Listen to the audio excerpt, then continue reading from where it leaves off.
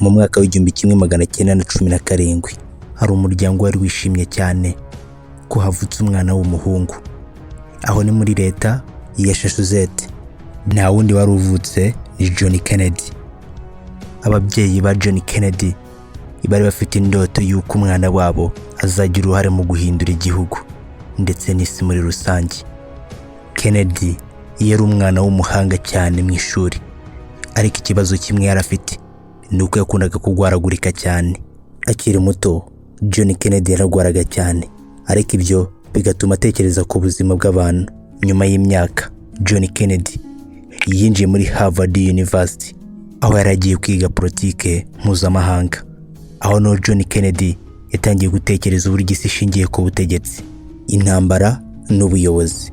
Mu gihe intambara y'isi yatangiraga, John Kennedy yinjiye mu gisirikare cya Leta Zunze Ubumwe za Amerika. Yabaye umusirikare wa Marine ayobora ubwato bw'intambara. John Kennedy yarokoye abasirikare be nyuma y'uko ubwato bwabo bumenwa. Nyuma y'icyo gikorwa cy'ubutware cyatumye afatwa mu baharaniye igihugu. Nyuma y'intambara, John Kennedy yagarutse mu gihugu nk'intwari. Aho hari mu mwaka w'1947, John Kennedy yinjiye mu nteko nshinga amategeko. Nyuma y'imyaka mike, abasenateri. Yari afite ijambo rimwe ariko rifite imbaraga. John Kennedy abantu bamufataga nk'umuyobozi w'ahazaza. Mu mwaka w'1960, John Kennedy yari afite imyaka 43 y'amavuko gusa. Torerwa kuyobora Leta Zunze Ubumwe za Amerika. Abaperezida ukiri muto mu mateka y'igihugu. Tariki 24 Ugushyingo mu mwaka w'1963, umunsi wari mwiza, izuba ryaka cyane mu mujyi wa Dallas muri leta ya Texas. Perezida John Kennedy n'umugore we Jacqueline Kennedy bari mu modoka ifunguye bagenda bagaragaza urugwiro n'ibyishimo ku baturage bari bahagaze hirya no hino. Mu masaha make gusa byari bihe byiza bihinduka umwijima w'amateka. Amasasu 3 yumvikanye hagati mu mujyi. Perezida Kennedy umurasa isasu mu mutwe arakomereka bikabije. Imodoka arimo Kennedy yihutishijwe ku bitaro bya Parkland Memorial Hospital gutabara Perezida John Kennedy, biranga. Mu minota mikeya ahasiga ubuzima, arapfa. Abantu nibwo batangiye gutabaza, abandi bararira, bamwe na bamwe imitima yabo irahagarara. Igihugu cyose kijya mu gahinda cyo kubura Perezida John Kennedy. Uwakekwaga mu masaha make yakurikiyeho yarafashwe. Polisi yafashe uwitwa Lee Harvey Oswald, uwo yari yarahoze mu gisirikare cya Leta Zunze Ubumwe za Amerika. Bamushinjaga ko ari we warashe John Kennedy ukoresheje imbunda yavumbuwe hejuru y'inyubako yitwa Texas High School. Ariko mu gihe Oswald ari mu maboko ya polisi, yavuze amagambo atangaje ati, "Nge ndi intama y'Imana, ibyo sinjye wabikoze." Nyuma y'iminsi 2, Oswald nawe yarashwe n'umugabo Jack Ruby imbere ya kamera z'abanyamakuru n'isi yose ibibona. Ruby yavuze ko yamurashe kubera agahinda, ariko abantu batangiye gukeka ko hari ibanga rihari rishaka guhishwa. Nyuma y'urupfu rwa Perezida John F. Kennedy, igihugu cyose cyashengwe n'agahinda, gisigaramo ibibazo bitagira ibisubizo. Amasasu 3 yonyine i Dallas yatumye Amerika ijya mu gahinda. Mu mwaka w'1934, guverinoma yashyizeho itsinda ryo gukora iperereza. Iryo perereza ryiswe Warren Commission. Nyuma y'amezi menshi y'ubushakashatsi bwo kumenya uwishwe Perezida John F. Kennedy, iyo komisiyo yatangaje ko Oswald ari we wenyine warashe Kennedy, ariko abaturage ntabwo bigeze icyo gihe babyemera. Niho abantu bari aho bavuze ko bumvishe amasasu menshi arenze 3 nk'uko raporo ya Warren yabivugaga.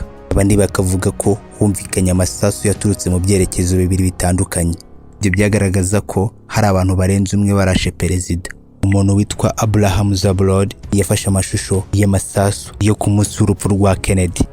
Iyo video yerekana amasasu 2 akurikiranye. Ayo masasu akaba yarageze kuri Perezida John F. Kennedy mu masegonda make cyane.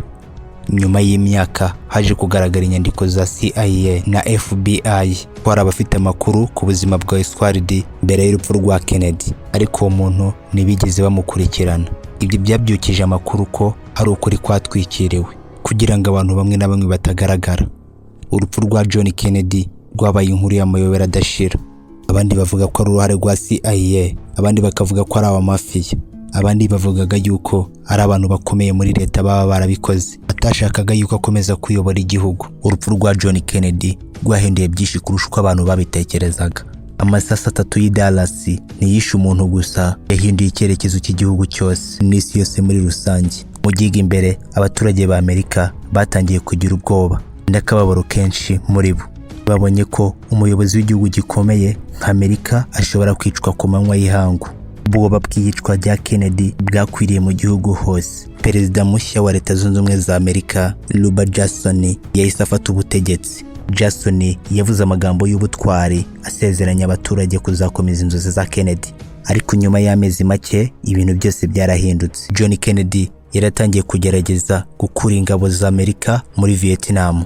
Ariko nyuma y'urupfu rwe, Robert Jackson yahise yohereza abandi basirikare benshi n'intwaro nyinshi, atangiza intambara ikomeye. Iyo ntambara yaratangijwe Robert Jackson yamaze imyaka irenga 10. Iyo ntambara yahitanye abasirikare ibihumbi n'ibihumbi, isiga igihugu gifite ibikomere bikomeye. Urupfu rwa John Kennedy rwasize ibikomere ku baturage ba Leta Zunze Ubumwe za Amerika. Imyaka 62 irashije, amasasu 3 y'i Dallas arashe John Kennedy. John Kennedy yaba akiriho abafite imyaka 108. Ngayo nguko ikiganiro cya John Kennedy tugisubikiye ahangaha. Murakaza neza mu isi nshya y'ubucukumbuzi bw'amateka. Njye mubana umunsi ku wundi, Didi Tayisi. Mugire ibihe byiza, ndabakunda cyane.